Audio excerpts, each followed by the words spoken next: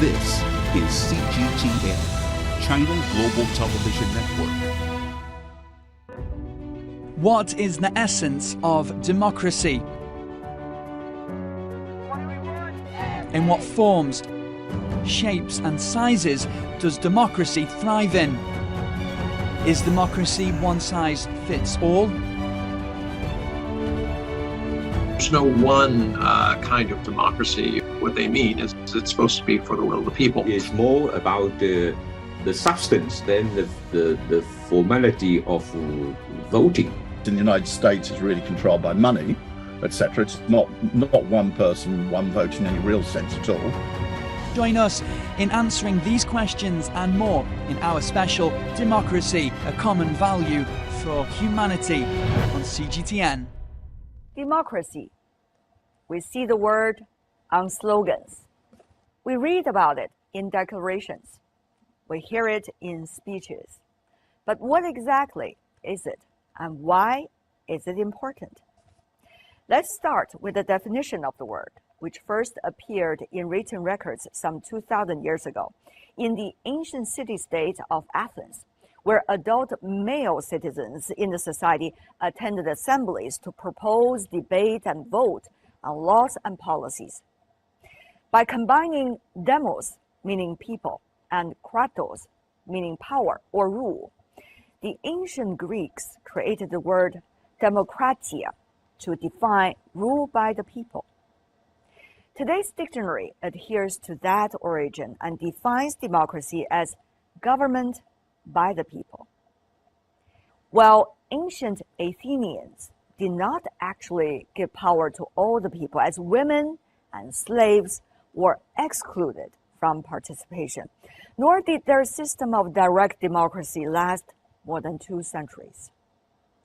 It nevertheless marked a revolutionary development for civilizations because it presented a radical new idea for a world used to be ruled by kings and their children, that political power should rest with the masses rather than with a privileged elite.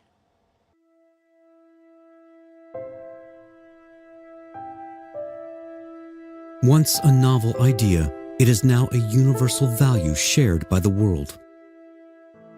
The United Nations Charter, signed by its 193 member states, does not contain the word democracy, but it begins with "we the peoples."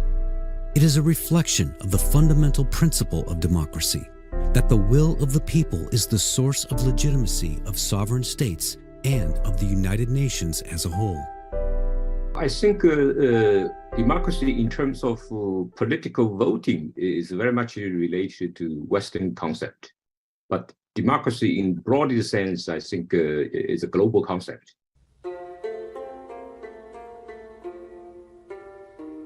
While the concept of governance by the people emerged in ancient Greece, Chinese philosophers promoted the idea of governing for the people.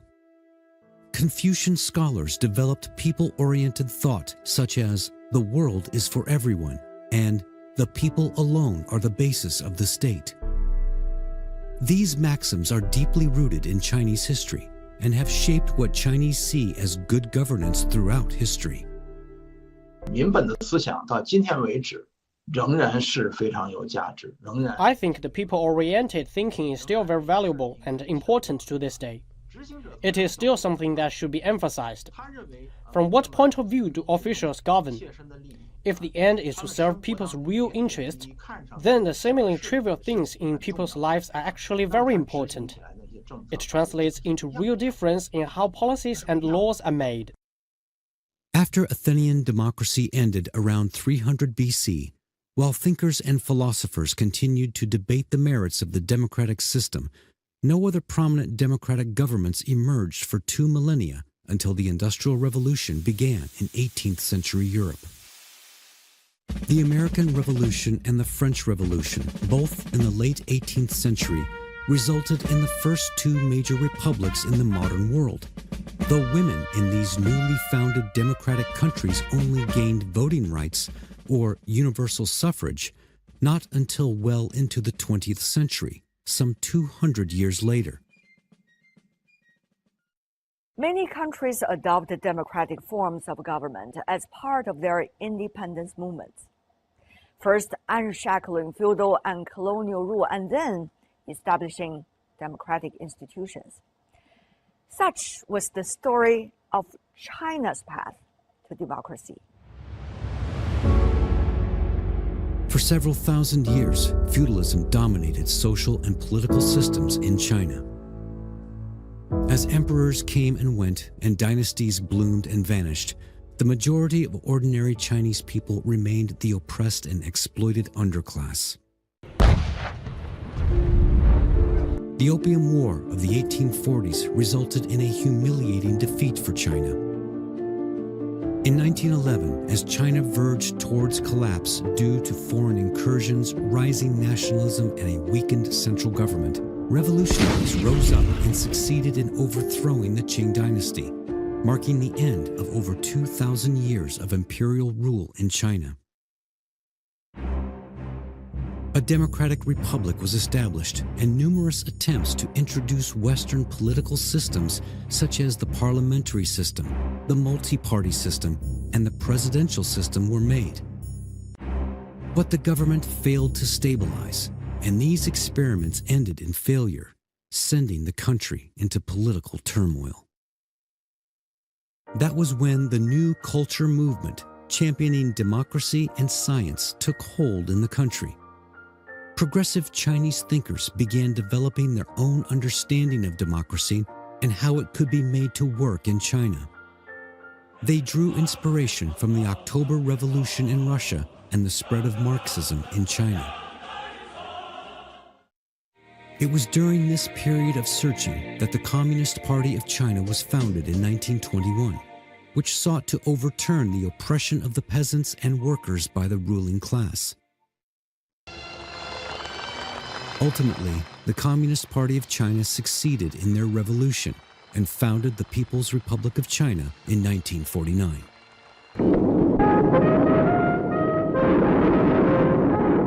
The Chinese people have stood up. This marked the ultimate transformation of China, from thousands of years of rule under feudal autocracy to a nation governed by the Chinese people themselves. China's constitution describes itself as a socialist country governed by a people's democratic dictatorship that is led by the working class and based on an alliance of workers and peasants. In a government white paper titled China, Democracy That Works, it is explained that democracy and dictatorship appear to be a contradiction in terms, but together they ensure the people's status as masters of the country. Since its founding, China has not stopped developing and advancing the political structure, economic foundation, legal principles, and institutional framework for the people to run their country. In 2012, the CPC started developing whole process people's democracy as the latest political innovation of implementing democracy in China, making possible the participation of a population of more than 1.4 billion from 56 ethnic groups. If you look at the different types of democracies, if you take from the point of view of China, from the point of view that the society is going forward, not merely by all its objective indicators of its living standards, its life expectancy, controlling environmental damage, etc. There's no one kind of democracy. If you compare Britain, the United States, India, they all say democracy, but what they mean is it's supposed to be for the will of the people.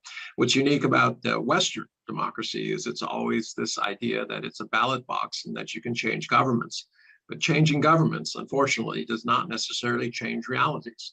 So there are different ways of expressing democracy, but I always say that it's representative government. It's government for the majority of the people. Emerging from the darkness of its medieval to modern history, the Chinese people chose democracy to ensure their mastery over their own country as a matter of survival, as their best shot of living a life of fulfillment, happiness, and security.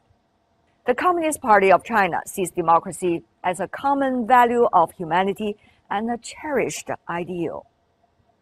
All paths to democracy deserve respect.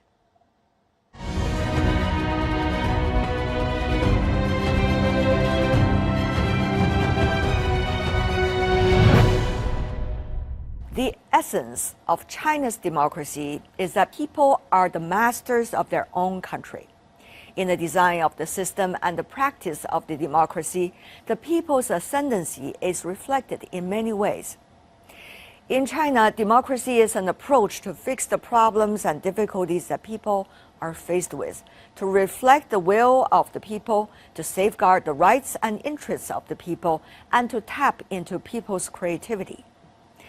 According to the well-known ancient Chinese philosopher Xuanzi, the ruler is the boat, and the people are the water. It is the water that bears the boat up, and the water that capsizes it. This is consistent with such political doctrines as the people are the foundation of the state. Since ancient times, wise Chinese emperors have always respected popular will to govern the country for the people. This has also been consistently expressed in modern China's governance. The CPC leaders have made serving the people one of their highest governing principles. 我觉得对民主的理解吧，必须跟中国的历史放在一起。 I think the understanding of democracy must be put together with the history of China. The Chinese view of public power is very different from the Westerners. By tradition, the Chinese basically believe that public power is a good. But it should be said that the Communist Party has changed people's perceptions of public power, and now people in power are considered to be servants of the people. Another characteristic of the Chinese people's understanding of democracy is that it tends to be very specific, very concrete, and the process of democracy is constantly evolving. So, the democratic process in China is more of a consultative approach. I should say that our current democratic system is not a mature one, and it is still in the process of being developed. Over the past 100 years, the CPC has led the people in the exploration and practice of democracy, eventually adopting Marxism and applying it flexibly to the country, leading to a breakthrough in the formation of a consultative democracy system. China's institutional governance has worked wonders in many ways, primarily by instituting greater efficiency into many areas of development, which has been crucial to China's rapid rise in the quality of life for its people. With standards of living raised, touted to be the fastest in the world, the people are truly able to make decisions for their happiness and become the real masters of their own country. Another major benefit has been the complete eradication of extreme poverty in China. Through 8 years of tireless efforts, by the end of 2020, China lifted nearly 100 million people living in rural areas out of poverty. I visited a mountaintop village along the Nujiang River in southwest China's Yunnan province for the year 2021 to take a closer look at how the situation really is on the ground. There, I met a villager who had a hard time making a living. He and his whole family once had little choice but to make the most out of the squeezing into an old hut. But now he runs the most successful motel in the region, becoming one of the most respected local entrepreneurs.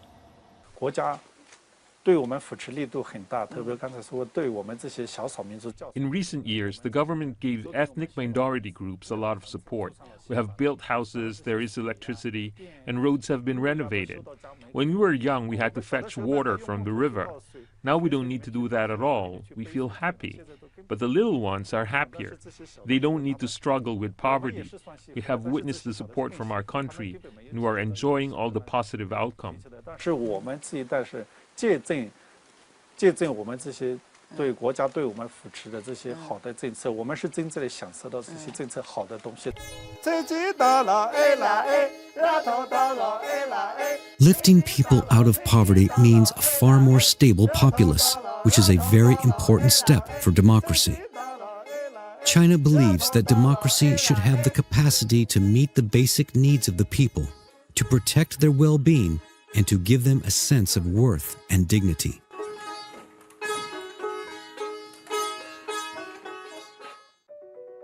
China's economy has grown exponentially in the past decades, and in recent years the emphasis has been on higher quality, more sustainable growth, bringing better living standards and developing a cleaner environment for people, which is also a step forward for democracy. China is on track to meet the green goals of carbon neutrality and is taking a leadership role in curbing global warming and protecting biodiversity. China has achieved a lot as far as biodiversity conservation and protection is concerned. Threatened species. You had species here in China which were almost going to extinction. In fact, in the IUCN Red List, they were in the threatened species.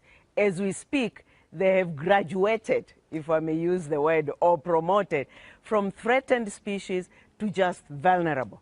How do we move forward to very important coexistence where there can be a balance between nature and human?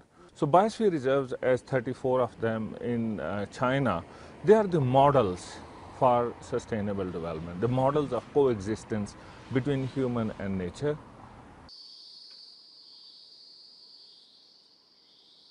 Besides trying to find a balance between nature and humanity, China, like the world, is also facing life and death matters, such as the COVID pandemic. China's rapid response and decisive policies have saved countless lives.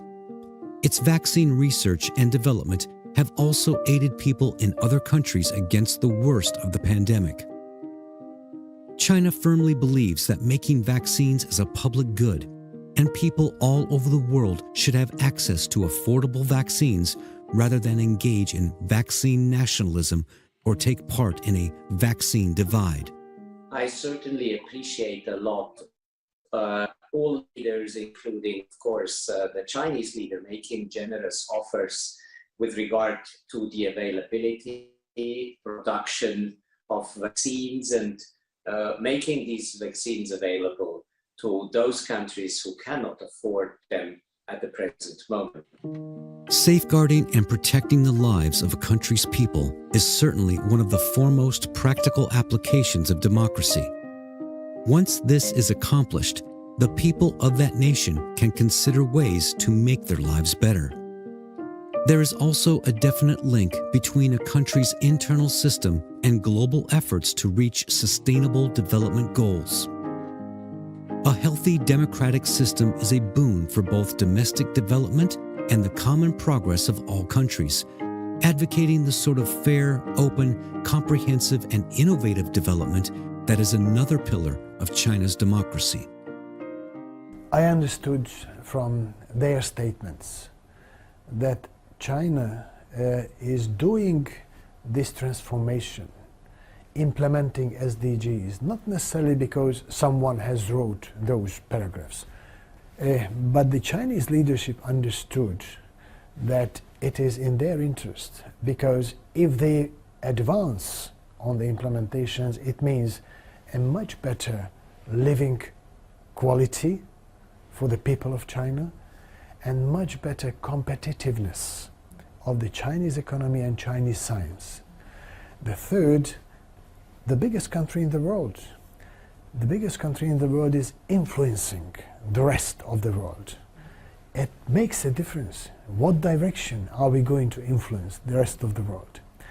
If China is among those who can lead the transformation, then probably the content of the transformation will be very similar what you can do here back at home.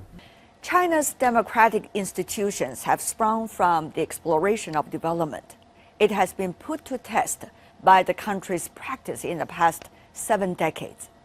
The Chinese people who rose up to overthrow feudalism, imperialism, bureaucratic capitalism accepted the new institutions, Chinese democracy. And the system has secured the long-lasting social stability under which China, then one of the poorest countries, is now the world's second-largest economy. What is the essence of democracy? In what forms, shapes and sizes does democracy thrive in? Is democracy one size fits all? There's no one kind of democracy. What they mean is it's supposed to be for the will of the people. It's more about the substance than the formality of voting. In the United States, it's really controlled by money, etc. It's not one person, one vote in any real sense at all. Join us in answering these questions and more in our special Democracy, a Common Value for Humanity on CGTN. For thousands of years, many countries have pursued the path of democracy with their own wisdom and history. Whatever form of democracy is chosen, at its core, it is about working for the good of the people. There is no one-size-fits-all democracy. No identical democracy exists in the world, nor a democratic model applicable to all countries. The national conditions of each country are different, and the political system of each country is unique and determined by their history, the values of their people. It is the result of long-term development, gradual improvement, and adaptive evolution on the basis of the country's historical context, cultural tradition, and social development. What is crucial is not the mechanism. In China, you have a mechanism, you have a National People's Congress, you have a consultative committee, you have the role of the Communist Party, you have some small parties, etc., etc. And in the West, you have a so-called formal political system, which is actually completely subverted, because in the United States, it's really controlled by money, etc. It's not one person, one vote in any real sense at all.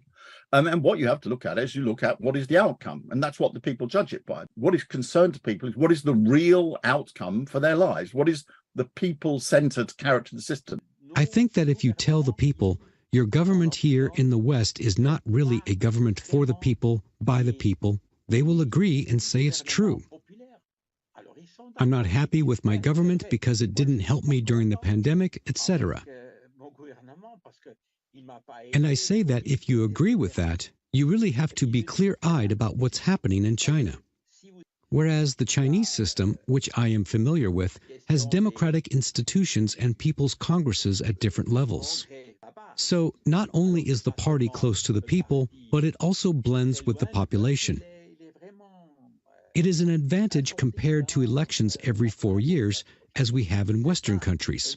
I told a friend of mine 3 weeks ago at a conference that I even think there's more democracy in China than in Western countries. The kind of democracy China should adopt has been a long-running issue. To make sense of this historic problem, Chinese people have carried out extensive research and exploration, resulting in its final form known as socialist democracy with Chinese characteristics, which has grown from the social bedrock of China. This unique democratic form answers the needs of the Chinese people and is the choice of the Chinese people.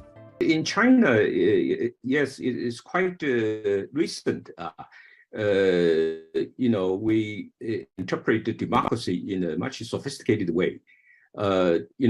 Particularly associating with the standard of living and the safety, and also how the economic progress, all this, and including human rights in terms of the right to survive. The concept of democracy is actually evolving. The Chinese democracy is more about the substance than the formality of voting. In a speech at the United Nations General Assembly in 2015, Chinese President Xi Jinping stated for the first time that peace, development, fairness, justice, democracy, and freedom are the common values of all mankind and the lofty goals of the United Nations. China has always been an active and important driving force in the process of democratization in the international community. This is also a very important development direction of the country's foreign policy since the founding of People's Republic of China. China actively promotes the democratization of the international community, and the exchanges between countries should be established on the basis of equality, regardless of size or strength. Democracy has never been a perfect solution for social development, but in the pursuit for a better life, people have chosen to adopt democracy in various forms as their way of governance. Democracy can stand for the common values of all humanity, but only when it truly brings benefit to society. The Chinese people, just like voters in other countries, measured their democratic system by observing how many of their appeals are answered by the government. Staying committed to a people-centered approach, we should safeguard and improve people's livelihoods and protect and promote human rights through development and make sure that development is for the people and by the people and that its fruits are shared among the people. We should continue our work so that the people will have a greater sense of happiness, benefit, and security and achieve well-rounded development. Peace, development, fairness, justice, democracy, and freedom are not only the common values of humanity generally recognized by the international community, but also the values persistently pursued in the course of human history. Fragmentation, division, decoupling, and turmoil have been proven to lead to collective loss. Seeking common ground while reserving differences, put forward by Premier Zhou Enlai during the Bandung Conference in 1955, captures China's guiding principles since its founding. When it comes to democracy, people usually have the idea of one person, one vote. But often, a better life does not come out of a ballot box. It comes from the constant practice that puts people's needs on top of everything else. Democracy at its core seeks a better future for all.